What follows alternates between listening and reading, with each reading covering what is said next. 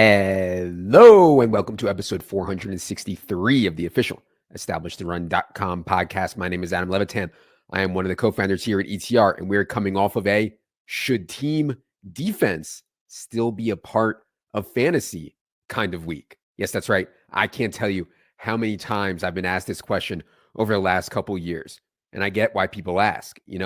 Defensive scoring in fantasy is mostly random. Our ability to predict special teams touchdowns, pick sixes, scoops and scores, it's just not possible. That stuff is not skillful. And that's true. And to me, that's the biggest argument against defense. But I'll say this. I do think that smart fantasy players can put themselves in a slightly better spot than random at DST. Understanding DST selection isn't about points allowed at all. It's about how many QB pressures can our defense generate. That's what leads to sacks, scoops and scores, pick sixes, the way that defenses score points. So getting a defense with a reasonable to good pass rush against an immobile quarterback who drops back a lot, yeah, I think there's an edge there in finding it, a little bit of skill. And in DFS, accepting the mostly random nature of DST and really looking for low-owned ones, that's a skill also. And so I think part of the reason that this is coming up again now, this whole defense argument in fantasy, is because Sunday's cash DFS slate on DraftKings really did come down to DST. And yes, I am tilting. I ended up on the Jaguars defense. You can read the cash lineup review on the site for more on why. But Matt Ryan, fucking statue, noodle arm Matt Ryan, dropped back 58 times against the Jaguars. And the Jaguars somehow, almost impossibly, on 58 dropbacks, generate 0 sacks, 0 interceptions, 0 fumbles. I mean, to me, the Jaguars was the right play. Like, if I could go back and say, oh, Matt Ryan's dropped back 58 times, yes, let me play Jaguars defense. But yeah, DST scoring is incredibly variant and unpredictable.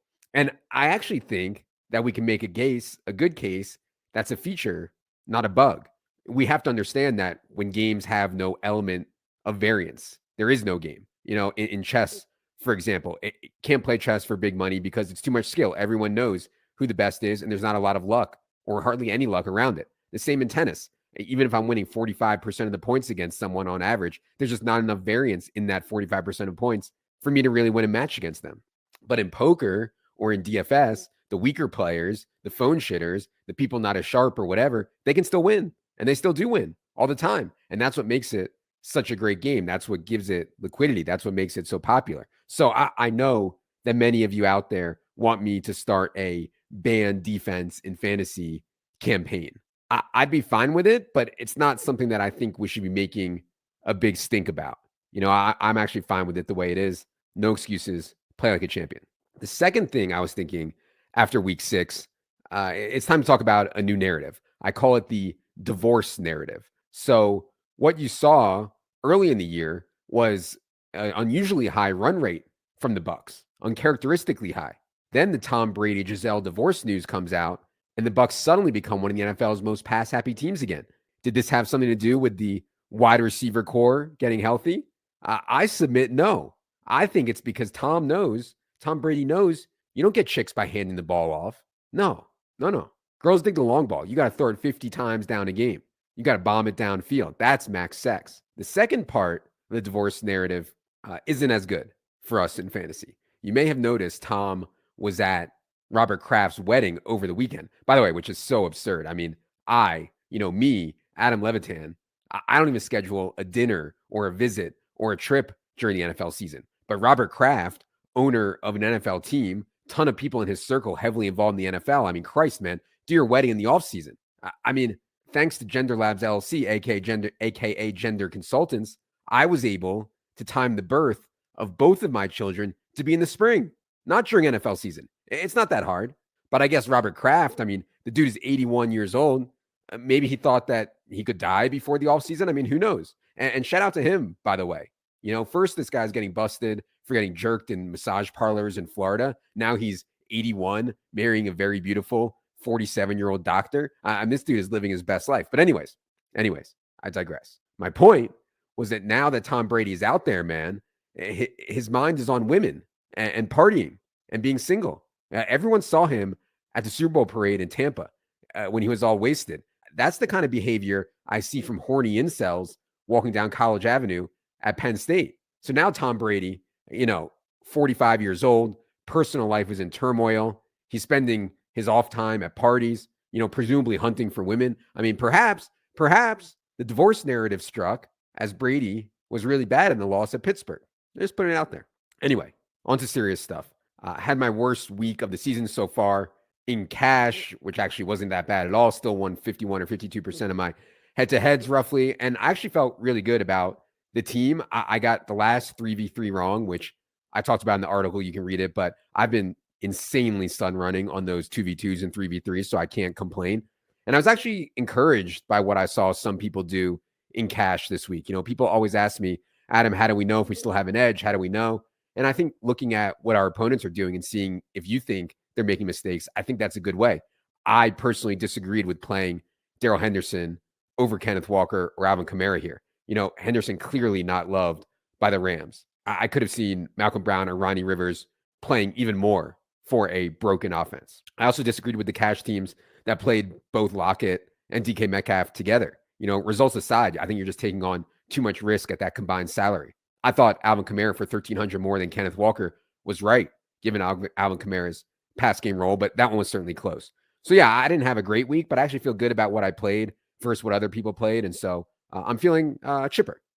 As for the tournaments in week 6, I thought the 555 on DK was a pretty good event for me. It looked like a special one-off event that they ran, 5K entries, $1 million to first, super top heavy. I had 4 entries in there. The best one was a Joe Burrow double, had Burrow, Chase, and Boyd. But then once T Higgins was active, I went to Burrow, Chase, Hayden Hurst, brought it back with Kamara. I looked at Traquan or Callaway as the bring back, and maybe I should have because we needed some big pass game plays on the other side to get Joe Burrow's attempts up, but decided to go with Kamara. Played one of my favorite minis on this team, Michael Pittman and Christian Kirk. Kirk was disappointing again, but 1% owned Pittman and 6% owned Kirk. I mean, that really made it move. And I know that I talked about this on Friday on both the DFS show with Silva and Wiggins and also the betting show on Friday night with Davidow on YouTube. I just IKB'd the total in this game, in this Jacksonville Indy game. IKB, aka I know better. Like, I have a ton of respect for the NFL betting market, a ton of it. But so does everyone playing high stakes DFS now. So the biggest edge I think you can find, or one of the biggest edges you can find, is IKBing a team total or a game total and being right. And that's really, really hard to do. I actually don't recommend people doing it, but it's a huge edge if you can IKB a team total or game total and also be right. I thought the total in Indy and Jacksonville was far too low. I get my 2 favorite pieces from that game in Pittman and Kirk at a combined 7%. But, this team was dead because I played Romeo Doubs as a one-off at 8%, which maybe wasn't great. And then Brown's defense, who got a 0 for me at 1%. The one thing I'd say about Jamar Chase, Jamar Chase was cash viable this week. I mean, so hard to run on the Saints, so easy to throw on them. No Marshawn Lattimore. It was just T. Higgins maybe banged up. It was just an incredible spot for him for sure. And so borderline cash playable. I worry about those guys getting steamed too much, getting too owned in the smaller field, higher stake stuff, because it's such an obvious pivot when guys are in the bubble of cash. But Chase came in reasonably in the teens or so. I think in hindsight in this tournament, in this 555 with 5K entries, I honestly, obviously in hindsight, but I wish I had just done all 4 Josh Allen teams with a bunch of minis I liked in those Josh Allen teams. Obviously it's easy to say now, but Josh Allen just never fails in this spot against Kansas City and has so many outrageous games in his range. He runs more in this spot. He's forced to throw more in this spot. He was also so grossly underpriced by DraftKings. If I played 4 Josh Allen lineups, maybe one is Allen, Diggs, Knox, Juju, with the Pittman Kirk mini. The Allen team that I played was Allen, Gabe Davis, Diggs. And then at 4 p.m. I was tilting and I entered a 4 p.m. only Allen triple with Diggs, Gabe, and Knox. Neither did much, but I can still dream. All right. I want to get to the listener questions, but before that, you need to know that the NBA regular season tips off tonight, Tuesday night. NBA DFS and props is a very, very serious grind, but you really can't just shoot from your gut. It's really hard to even be competitive without the best team of projections out there. We have a full team of people working with Dink and Gallagher and Dank and everyone else on the projections 24/7 for the next 6 months. So head to the subscribe tab on the site. You'll see the link for all the NBA details. Again, starts tonight, Tuesday night. All right, enough is enough. Let's get to everyone's favorite portion of the program, the listener questions. Producer Luke, hit the theme music.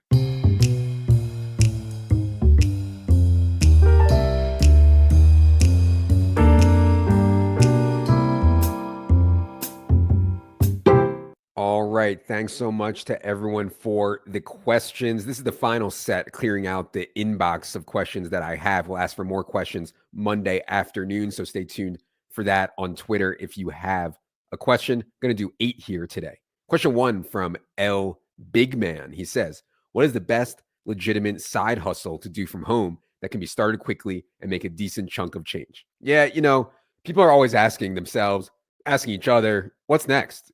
What's next, Adam? What's the next big thing? We had the internet, we had poker, we had DFS, we had crypto. What's next? Well, big man, L big man, I'll tell you for free because I am a man of the people. I am just a giver. Give, always giving.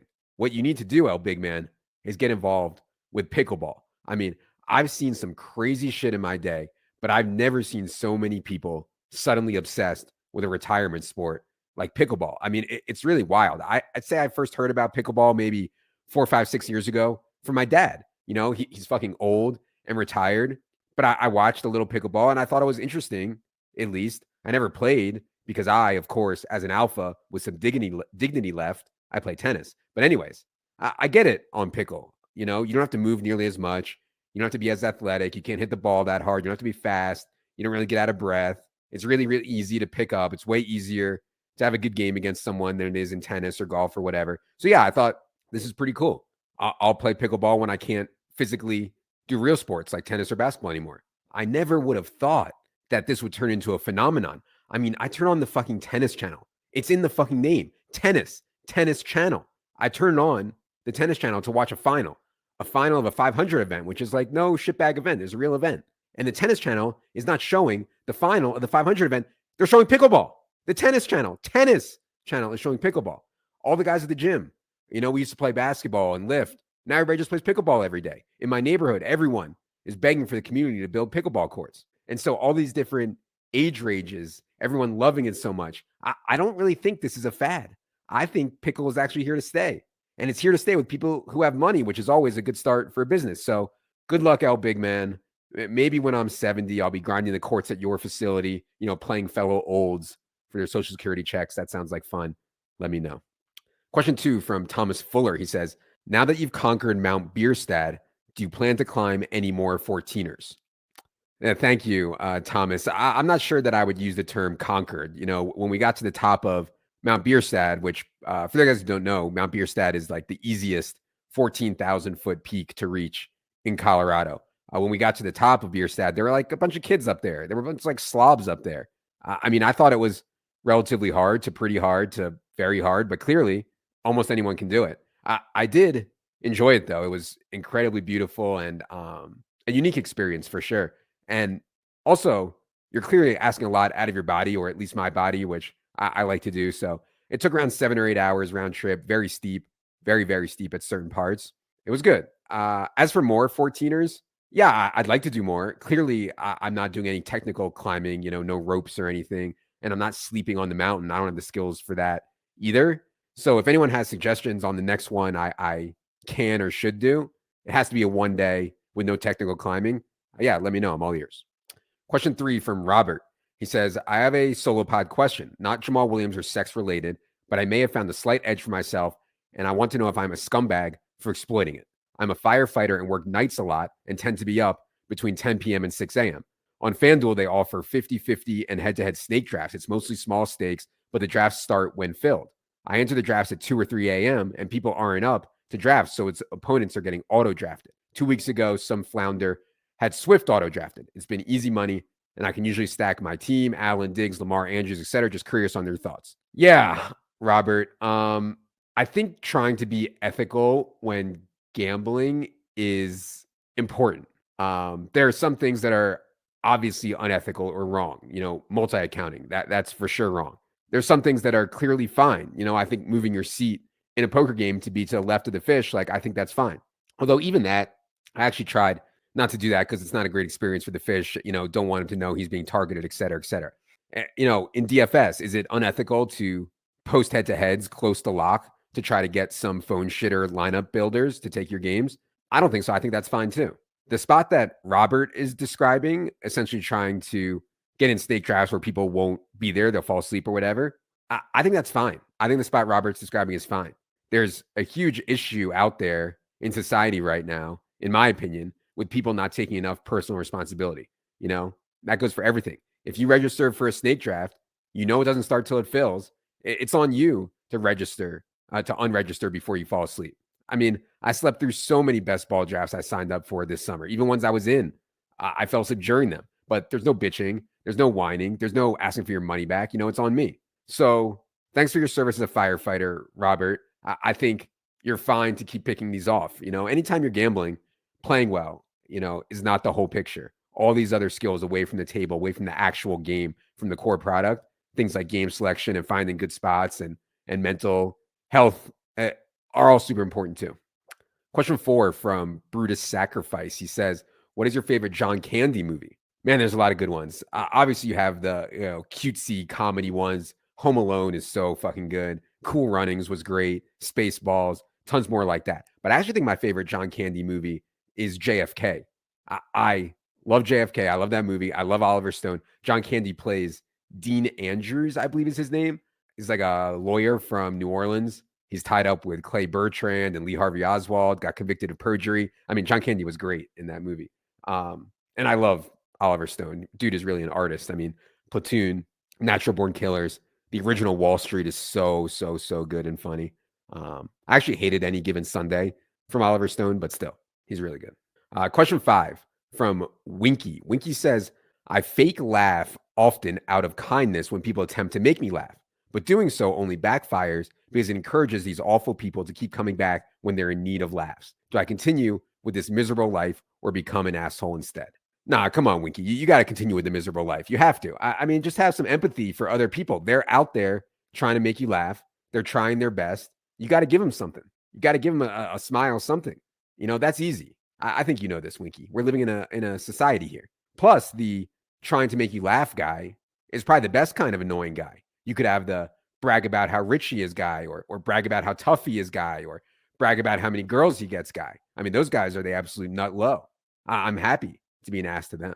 But the guy trying to make you laugh, yeah, it's all in good fun. Question 6 from Joey Jackson. He said, after Tyreek Hill brought to light the testicular immensity of Mike McDaniel and the clear impact that would have on game script, will ETR be studying SVM, scrotal volume metric, or more appropriate GMM, genital mass magnitudes? Yeah, good ideas, Joey. And our R&D team here, Gender Labs LLC, aka Gender Consultants, is of course, working on our regression models here on Mike McDaniel. That said, our hypothesis, and I do expect this hypothesis to hold through rigorous blind testing, our hypothesis is that testicular mass is essentially meaningless. I mean, what purpose do they serve? Do the testicles serve? In fact, initial data is showing that oversized testicles are actually a detriment, a negative. No one wants that, those big floppy balls. So look, I love Mike McDaniel. I think he's doing an incredible job with the Dolphins, despite 3 injuries at the quarterback position already. This testicles things, though, I'm skeptical, but we're certainly monitoring the status closely. Question 7 from Greg Andrews. He says, say you can afford private schools for your kid, #howrich, but would you actually send them? I actually don't know too much about private school. I went to public school my whole life. Shout out Wakefield Forest Elementary, shout out Frost Middle School, shout out W.T. Woodson High School. We're sending our kids to public school out here in Colorado and always will. I really have no frame of reference to know if a private school is actually better. If your kid actually learns more about academics or life or whatever in private school, I'm pretty skeptical, but I actually have no idea. I will say that there are some public schools that people, they're public, but they're effectively private anyways. Like in Philadelphia, in the city, most schools are shit, right? Total shit. And it's actually sad. I'm so sure that we need to pay teachers more as a start and do a lot of other things with schools. But anyways, in Philly, like almost all the schools are really rough, but there are a couple public schools in the city, and especially elementary schools, there are a couple that are actually good. But of course, in order to get into them, in order to go to them, you have to live in the catchment. You have to live in the exact parameters to go to the school. You know, you have to live exactly between whatever 8th and 12th Street and between South and Lombard, you know, in that exact catchment. And in that exact catchment, real estate is very, very, very expensive, you know, partly at least due to the school. So is that a private school? You have to be able to afford to live there. Is that a private school? No, it's a public school, but you're still paying to go there in a sense. I'd also add that I've found how quote unquote good a school is a lot of times has way more to do with the parents, you know, with the families than anything else. If all the parents, all the families that go to the school emphasizes working hard, being respectful to teachers, emphasizing and prioritizing education, being respectful and friendly to all your classmates, like you're likely to have a good school, regardless of, you know, how good the teachers are or whatever. The last thing I'd say is that I get so tilted by the school ratings that you find online. When we were looking at neighborhoods to move to out here in Colorado, we of course checked what schools the kids would go to. And my wife would go nuts on these sites, you know, great schools or whatever. And if one school got an 8, but another school got a 7, it's like, oh my God, we can't move there. The school sucks. It got a 7. The other one got an 8. We can't move there. And to me, that's like so ridiculous. I don't know the exact algorithm or model or inputs that these sites are using, but I'm certain there are some flaws. You know, the model might include things you may not care about for your kid or your family. You know, maybe X school got dinged because they didn't have a vegan option for lunch, or Y school got dinged because only X% went to college. But maybe you don't care about that stuff, you know? So, yeah, so to get that off my chest. All right. Question 8, last question we're going to do today comes from Abdul. He says, so my girlfriend is new to American football. Yesterday was our first real football day together while living with each other. She gave me all the space I needed. I was thinking about getting her into watching football, but after yesterday, I asked myself, why? So this one is a bit nuanced. If my girlfriend was into football and really understood gambling on a deep level, I'd actually want to watch with her. Like the guys in the ETR Discord, and I'm sure there's some women in there as well, you know, like people like that who get it and understand variance and game theory and how the NFL interacts with all that. That's great. I'd love to watch football. The problem is that outside of our little bubble here, that's not really likely. And that has nothing to do with women or anything like that. I'd say that among all people who watch the NFL, I'd probably hate watching with like 99% of them, 99.5% of them. But let's say your girlfriend, Abdul, is in that 0.5%. Yeah, I'm into it. I think that's a great way to connect. I wouldn't push that away. And honestly, you may think it's cool or whatever that your girlfriend who lives with you, maybe you think it's cool that she leaves you alone for 12 hours every Sunday and 4 hours every Monday and 4 hours every Thursday. Like maybe that's cool. You think that's not good for your relationship, for your connection, for your intimate yourself. Abdul, do I value having a really healthy and fulfilling and connecting relationship, being on the hashtag team? Or do I value my space while watching huge men crash into each other for 20 hours a week? You know, tough question. Tough question. All right. That is going to do it for another edition of the Solo Pod. We'll be back with Silva later tonight for the NFC and AFC podcast. Enjoy the NBA tonight. Again, if you're interested, head to Establish the Run. In the subscribe tab, you will find everything you need to know about NBA. For Jerry, for producer Luke, I am Adam. Good luck, everybody.